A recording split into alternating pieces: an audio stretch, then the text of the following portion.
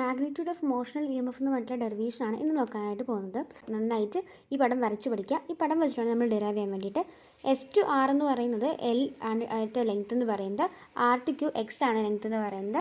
P Q movable ആണ്. That means magnetic ഫ്ലക്സിന് അവിടെ change വരുന്നുണ്ട്. മാഗ്നറ്റിക് ഫ്ലക്സിന് ചേഞ്ച് വന്നു എന്ന് വെച്ചാൽ അവിടുത്തെ ഇ എം എഫ് എന്ത് ചെയ്യും? അവിടെ ഒരു induced E M F produce ചെയ്യും. ഇൻഡ്യൂസ്ഡ് ആയിട്ടുള്ള ഒരു ഇ എം എഫ് എന്ത് ചെയ്യും? പ്രൊഡ്യൂസ് ചെയ്യും. ഓക്കെ, അപ്പോൾ നമുക്കിതിൻ്റെ ഡെറിവേഷൻ നോക്കാം. എപ്സിലോൺ എന്ന് വെച്ചിട്ടുണ്ടെങ്കിൽ d phi divided by d t നമുക്കറിയാവുന്നതാണ് അല്ലേ. സോ നോക്കിയേ, ഈ ഫൈ എന്ന് പറയുന്നതിന് നമ്മൾ ബി എ കോസ് തീറ്റ എന്ന് പഠിച്ചിട്ടുണ്ട്. That means B dot A എന്ന് പറയും. സോ അതിന് നമുക്ക് ഇങ്ങനെ എഴുതാം, ബി ഇൻറ്റു ഏരിയ എന്ന് വെച്ചാൽ എൽ ഇൻറ്റു എക്സ് ഈ ഒരു കേസിൽ എഴുതാം. കാരണം നോക്കി രണ്ട് വശങ്ങൾ എല്ലും എക്സും ആണ്. അതുകൊണ്ട് നമുക്ക് ബി എൽ എക്സ് എഴുതാം. ഇനി ഇത് ഇക്വേഷൻ നമ്പർ 1.